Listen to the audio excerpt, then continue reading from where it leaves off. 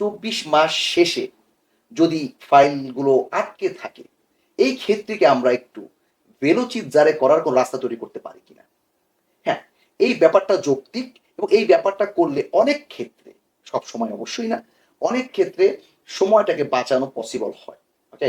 তো এই প্রক্রিয়াকে আমরা বলতে পারি এভাবে যে accesso agli atti, যে আসলেই কি অবস্থা?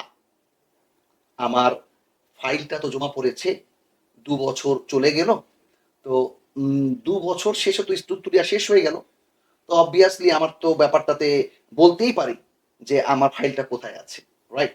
তো accessole atti গুলো সাধারণত খুব একটা জোর দিয়ে রেসপন্স করা হয় না। তো ওই ক্ষেত্রে আমরা আমাদের অ্যাডভোকেট বা আমরা যেটা করে থাকি যে ওই ১ মাস চলে যাওয়ার পরে accessole atti আমরা একটা দিফিদা করি।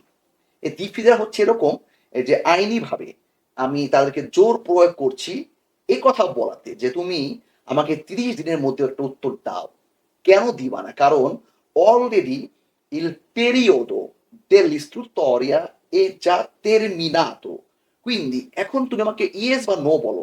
বা কিছু একটা বলো যাতে করে আমি বুঝতে পারি আমার এই প্রক্রিয়াতে কোথায় আসলে ঝামেলা আছে এবং আমার সেখানে সেই ঝামেলা থেকে বের হয়ে আসার জন্য তোমাদের কি কোনো ইন্টিগ্রাচ্য ডকুমেন্টালের প্রয়োজন আছে কিনা?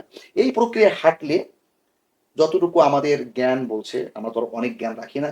যতটুকু আমাদের এক্সপেরিয়েন্স থেকে আমরা দেখেছি বা বুঝতে পারি, সেখান থেকে বলব ডেফিনিটলি চিত্তাদিনসার যে প্রেফেক্টর যে রেপার্তো, সেখানে এই ফাইলটা অবশ্যই হাতের সামনে আসে। যে দেখি তো ও চিঠি করলো, কি এমন ফাইল? এখন যদি ভালো কারো কাছে পড়ে যায়, সে লজিক্যালি দেখলো না, কোনো প্রবলেম তো দেখছি না। ওকে, ২৪ মাস চলে গেছে। ওকে, তাহলে ফাইলটা ছেড়ে দিয়েন। কারণ richiedente ha chiesto un chiarimento. তো এখন এই লোকটা যে রেসপন্সাবল তার কাছেও কোনো প্রবলেম মনে হয়নি। সে ফাইলটা বের করে দেখলো সব ঠিক আছে। ওকে, তাহলে ফাইলটা কি করতে পারি আমি? একটু উপরে উঠে দিতে পারি। কারণ সব ঠিক আছে। তো এইভাবে আমরা কোনো ক্ষেত্রে কারো ৬ মাস, কারো ৮ মাস, কারো ৪ মাসও সেভ করার একটা রাস্তা তৈরি হতে পারে আরকি।